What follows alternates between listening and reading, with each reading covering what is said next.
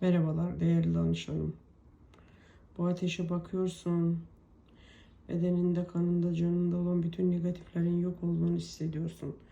Üzerinde olan büyü, musallat, lanet ne varsa yok olmasını niyet ediyorsun.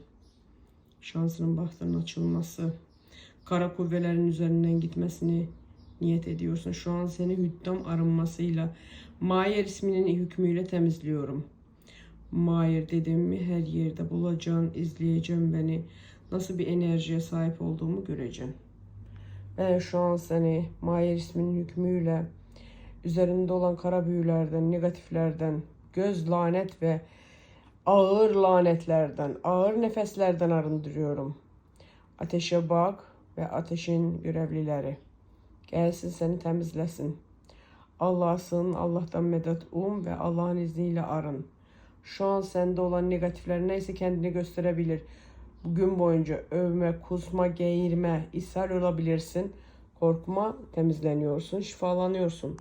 Şimdi bedeninde olan her ne varsa negatif kendisini gösterirse yok olsun gitsin. Eğer bedenin musallatla, bedenin negatifle tutulmuşsa, hastasansa, sıkıntılısansa, ilişki sorunu yaşıyorsansa, para blokajındaysansa bedenine gelsinler, temizlesinler. Şifalanman için, tam şifalanman için, tam şifa bulman için aldım, kabul ettim de ve şifalan. Herkesin şifa oldu.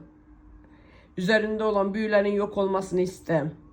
Papaz büyüsü, Yahudi büyüsü, mezar büyüsü, eşler arasında sıkıntı, para blokajlarına yapılan büyüler, topraklar, kapınızın önüne atılan büyü tarzı, gözde görünen ve görünmeyen kara kuvveleri bu ateşte yakıyorum, yok ediyorum. Yakıyorum, yok ediyorum.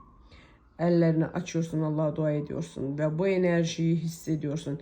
Gerçek medyumun nefesiyle, sesiyle şifalanıyorsun, şifalanıyorsun, şifalanıyorsun. Para kapıların açılıyor, yolun, bahtın açılıyor. Aldım, kabul ettim. Ben kendi şahsımı da arındırıyorum. Kim ben istemiyorsa, sevmiyorsa bütün kara kuvveler bizim üzerimizden çekilsin, onlara musallat olsun.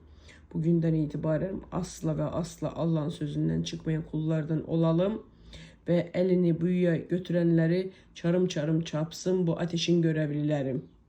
Bu ateşin görevlileri şifa getirsin. Nasibine uğur getirsin. Aldım, kabul ettim, yaz ve şifalan. Ne niyetin varsa iste, tez zamanda olacağını dile. 3 gün içinde en büyük niyetine kavuş. 3 gün içinde şifalan, temizlen, arın.